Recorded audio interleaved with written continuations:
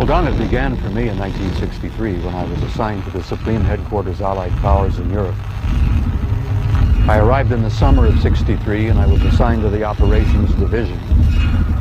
I was further assigned to what we call SHOC, the War Room, the Supreme Headquarters Operations Center. And at that time I was given a cosmic top secret clearance, which was and still is the highest level of security access that NATO has. When I was assigned to the War Room, I learned that a study had been initiated in 1961, and everybody was talking about it. They were gossiping about it. And the subject was UFOs, and that intrigued me a bit. When that study was concluded in 1964 and it was published, and I was still working in the War Room at that time, I had access to this document. I had a chance to read it. And having been exposed to it, I must tell you honestly that my life has never ever quite been the same. Because I read first-hand reports, verifiable NATO military material that indicated that the UFOs were not only real, but they represented something far beyond anything I had ever imagined before. When the study was concluded in '64, they concluded that there were 4 different groups apparently coming and visiting us. Out of those 4 different groups, one group looked exactly like we do. So much so that they could sit beside you in a restaurant, or in an airplane, or in a theater, and you'd never know.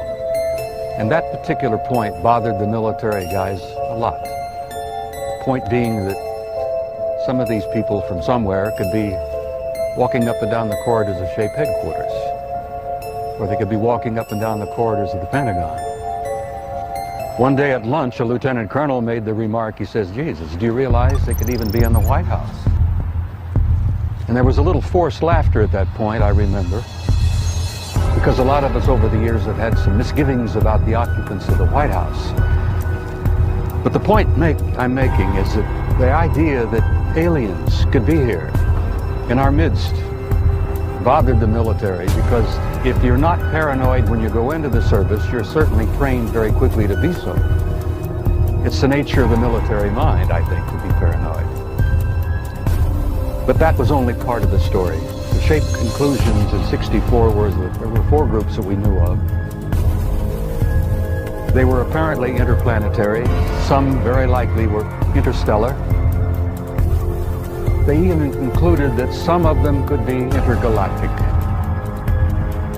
When I retired in 1976, many of our military people knew at that point that we were not simply dealing with visitations from people from other planets and star systems. They had concluded by '76 that some of these visitors very well might be multidimensional in their source.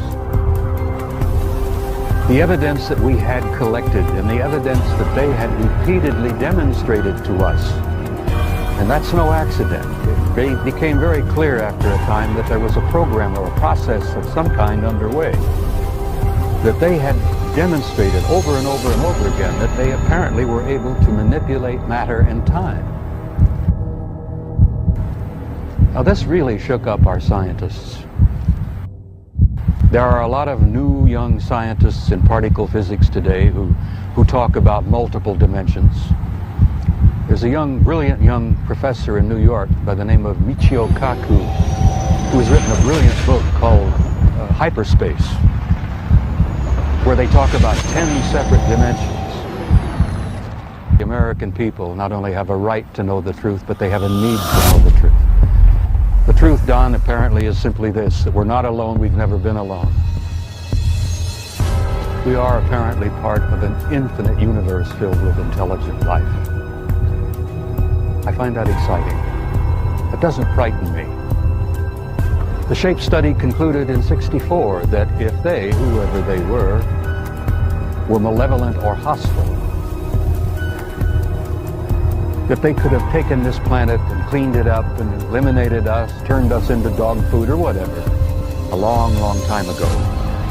That the historical evidence indicates that they've been with us a long time, and I've concluded that we had what I like to call an intimate interrelationship with at least one of those groups. the group that looks exactly like we do. And that point is I don't like the word alien. I don't think the term alien is appropriate at all here. I like to refer to them as family. We're related to them. I think they had a hand in our being here. And I think the time has come where we're about to meet our extended family. It's going to be very soon. And the people are not ready. And one of the reasons I do speak out so bluntly and so openly is if in some small way I can help people get prepared for this. Because I believe that this reality, once we have accepted it and understood it and gone beyond the fear, will bring about an expansion of consciousness in the human race that will truly help us and prepare us to go out there and take our rightful place in that infinite community of life. As a result of my involvement, I was able to ascertain that the United States government knew a whole lot more about UFOs than it was telling the American public.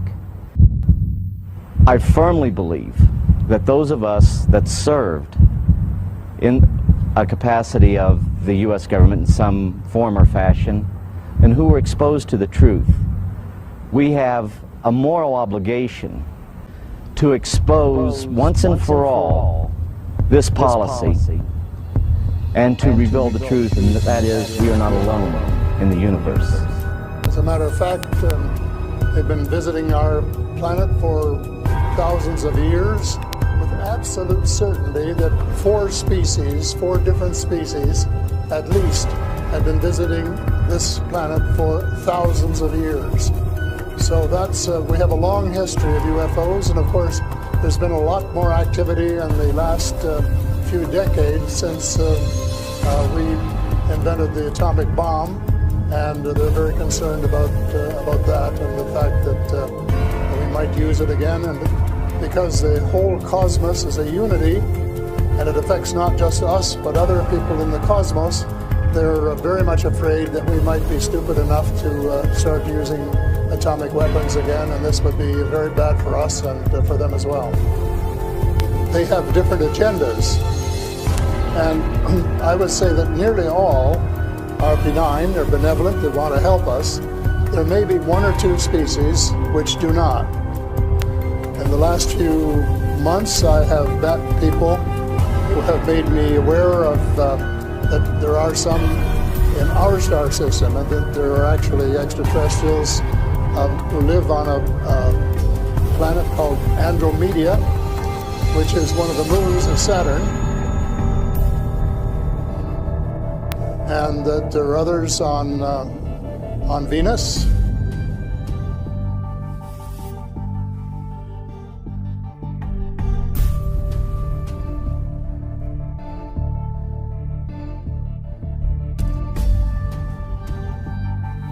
And some on Mars.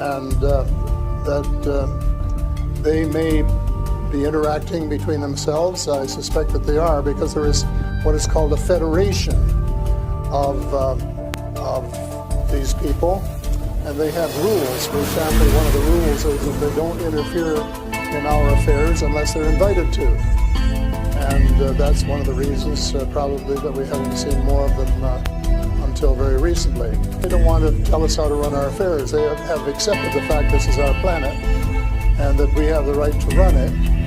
But they're very, very concerned. They don't think we're good stewards of our planet. That we're clear-cutting our forests, and we're polluting our rivers and our lakes, and we're dumping sewage in the oceans. And we're doing all sorts of things which are not what good stewards of their homes should be doing, and they don't like that, and they've made it very clear. As a matter of fact, they have given us a warning. They have talked to people. One of the chaps I talked to about a month ago was interacting with them in 1974, he and his brother in Peru. And they were taken to Andromeda, teleported, and they were told what the people there think, and that we're really wrecking our planet, and in fact that something dreadful is going to happen to it if we don't smarten up and change our ways. We spend too much time fighting each other, we spend too much money on military expenditures, and not enough on feeding the poor and looking after the homeless and the sick, and that we are polluting our waters and our air, and that we're playing around with these exotic weapons, thermonuclear weapons and atomic weapons, which have such a devastating effect both on our Earth and on other areas in the cosmos, and they don't like that. And that's the reason they would like to work with us to teach us better ways, but only, I think, with our consent. And they work through individuals, and they try and pick out individuals who won't be frightened to death of them. They are here among us, and I'm not afraid because we're going to have to work together, all of us, everywhere on the planet. If we shoot down every UFO that comes in our airspace without asking who they are or what they want. And right from the beginning we started scrambling planes and trying to shoot them down, but their technology was superior enough that we weren't able to get away with it, certainly not for a long while. And during that period of time they could have taken us over without any trouble if they'd wanted to.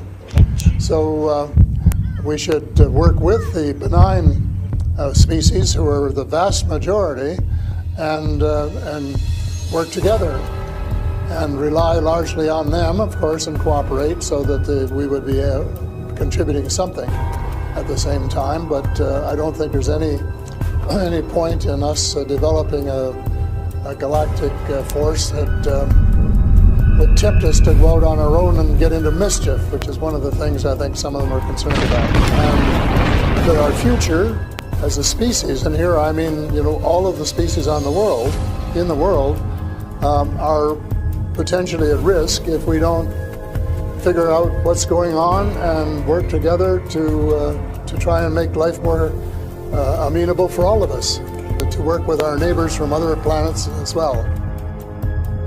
Because the cosmos is based on free choice, and we're given the option of making mistakes, of making wrong choices. And I guess what bothers some of us is we've made too many wrong choices and not enough right choices. So we're going to have to start switching our priorities and spending a lot more time on how to help each other to have a better life, and a more just society, and a life which is healthier, and where the health care is better, and where the food distribution is better, and where the air is cleaner and the water is cleaner, and all of those things that are waiting to be done if we just get together and row, as we say, a rowboat, row in the right direction, the same direction. And it's possible, but it's a tall order, and so far we haven't done it. My thesis will be that we have to do it, and we have to start doing it right away.